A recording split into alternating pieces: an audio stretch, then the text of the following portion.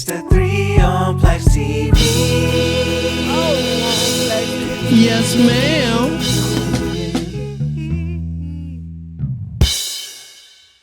What's good, y'all? It's your boy PLAX, and I'm back with another episode of the 3 on PLAXtv. And this episode, I'm talking about the WNBA All-Star Weekend. Just a couple highlights, basically.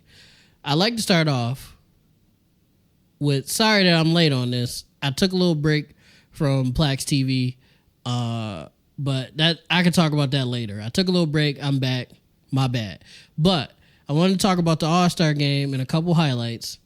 Sabrina Inouescu. I hope I'm saying her name right. I've always read her name. I've never heard her name out loud, I don't think. So I hope I'm saying her name correctly, right? I've heard announcers say it, but I've heard them say it a little different sometimes. I don't know. Sabrina Inouescu went fucking nuts in the three-point shootout. She broke the record for most threes made in a three-point shootout contest, whether it be WNBA, ABA, or NBA. Whatever it was, whatever league you in, she broke the record. She made 37 shots, or she got 37 points in the shootout. That's insane. That's fucking insane. She put on a show. I think she missed 2 shots out of the whole thing, which caused the conversation of Steph Curry alluding to facing her in a 1v1 three-point shootout. Now, this may be a super hot take. I am a WNBA fan.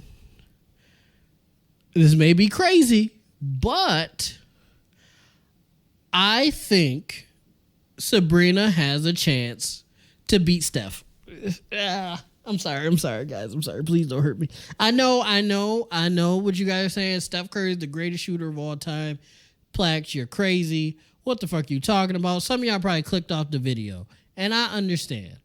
But the girl did break the record.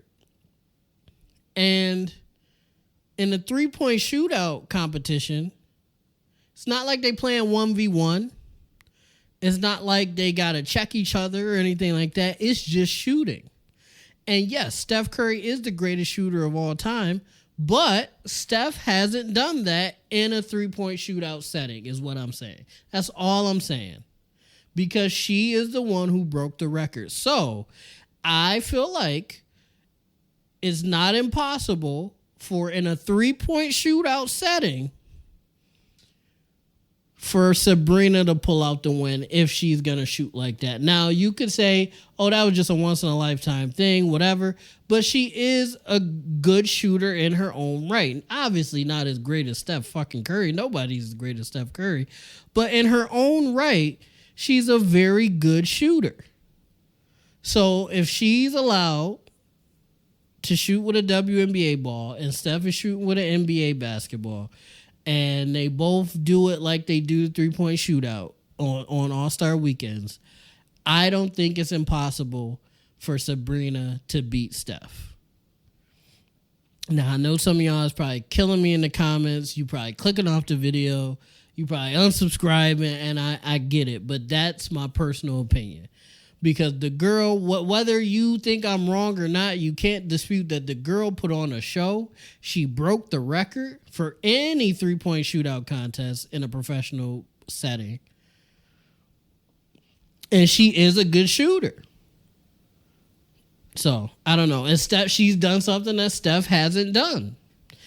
And again, like I said, they're not playing one-on-one. This is just shooting. And I don't think it's impossible for her to beat Steph. But I'm not saying she would beat Steph. I'm saying if she were to beat Steph, I wouldn't be surprised. It wouldn't be crazy for her to beat Steph, in my opinion. In that setting, I'm saying. I like to make that clear. In that setting, I think she could win. But in other news, there's a lot of history being made during WNBA All-Star Weekend. Not only the skills challenges, the three-point shootouts, and all that stuff was great. But attendance.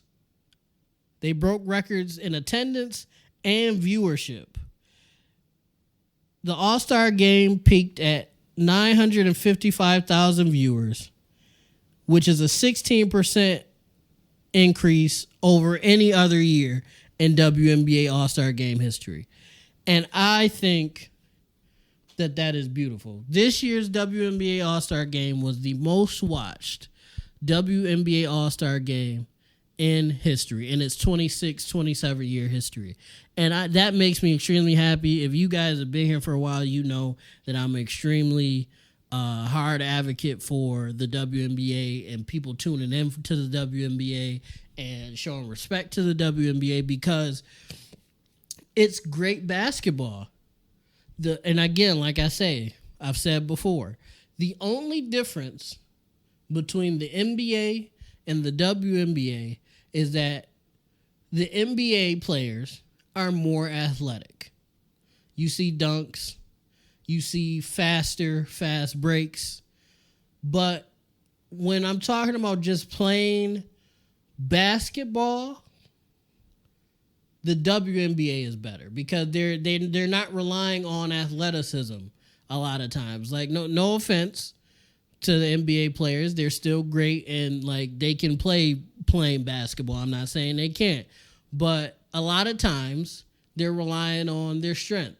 They're relying on their speed. They're relying on jumping over people. Whereas in the WNBA, it's more of an IQ thing. It's more of picking your spots. It's more of knocking your shots down when you need to. It's more of making plays. And if you're a basketball fan, a true basketball fan, not a casual, because a casual will be like, oh, nobody's dunking. I haven't seen a fast break in 10 minutes. You see what I'm saying? So you're going to have a problem with that, right? But a true basketball fan will find the good parts in the WNBA. And as we can see, viewership goes up when real basketball fans tune in. Because not only that, it's a lot of exciting personalities and exciting players like the Aces, the Las Vegas Aces themselves. They have Aja Wilson, who is a huge personality. She reminds me of like Shaq in a sense. Maybe not as extreme as Shaq, but personality-wise like a Shaq. Very personable, very funny. Chelsea Gray, her teammate, another person. Kelsey Plum, another player that's very personable and smart and articulate. Somebody that you could fall in love with as far personality-wise, not just on the court, but off the court as well. They also just signed Candace Parker, but I think Candace Parker is injured, unfortunately. But Candace Parker, one of the greatest women's basketball players ever, who has proven to be not only great on the court, but on commentary and broadcasting as well. So it's just, it's just a lot of different stuff. Diana Taurasi is 18 points away from being the highest scoring WNBA player in history. And the media hasn't even been covering that, which is insane. Yes. Is it only 10,000 points? Yes. But again, which is something I'm going to do a video on at some point. The WNBA is only 27 years old. When the NBA was 27 years old, I believe that was 46, 56. If my math is correct, the NBA was 27 years old in the 70s. The 1970s was the worst era in NBA history. The WNBA, in comparison to the NBA right now, should be... The WNBA, in comparison to the NBA on their 27th year, should be at their worst point ever. But they're elevating. They're getting better. Not just player-wise, but viewership-wise, fan-wise, money-wise. They're not making as much money as the NBA. They're still kind of in the red a little bit. But it's an increase nonetheless. And that's what you want to see, improvement, increasing. Not to mention all the exciting young players that are in college and high school right now that will be coming into the WNBA in the very near future. Like Caitlin Clark and Paige Buchers and Angel Reese and all those ladies. Haley Van Lith. All of them are on the way. On top of the stars that the WNBA already has. So I'm excited. It looks good. The WNBA looks like it's in a good spot. I think it's only going to progress from here. If you don't watch the WNBA, tune into a game. They have games on ABC. I will say they got to try to get on like national television more because they have a deal with this channel called Ion. I don't think anybody really watches Ion. You know what I'm saying? And I feel like you should try to get deals with bigger channels, in my personal opinion. That may be more difficult because of their viewership, but I think that's something that they need to strive for instead of like these smaller channels. I think that will help more. But they do have games on ABC and NBA TV, and I believe CBS sometimes. Ion, if you have that channel. Different shit. TNT sometimes. They do have games. If you see a WNBA game, tune in. Check it out. What's the worst that can happen? If you don't like it, you click off of it. But I feel like you will like it if you're truly a basketball fan. You're going to see some plays being made. You're going to see high IQ basketball. And I think that's beautiful. Dunks are great too. But high IQ basketball and making the right play is also great.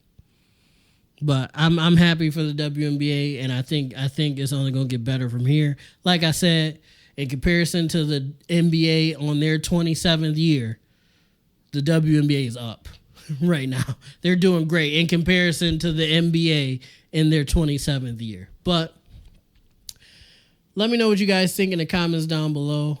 Make sure you like, make sure you comment, make sure you subscribe, make sure you ding that notification bell so you know every time I drop a video. Next time you see a WNBA game, make sure you check it out. The playoffs will be starting not soon, but relatively soon. Tune into the playoffs. And I don't think you'll be disappointed, me personally. But most of all, YouTube, I love you guys. Peace out. It's the 3 on PLAXtv. Yes, ma'am.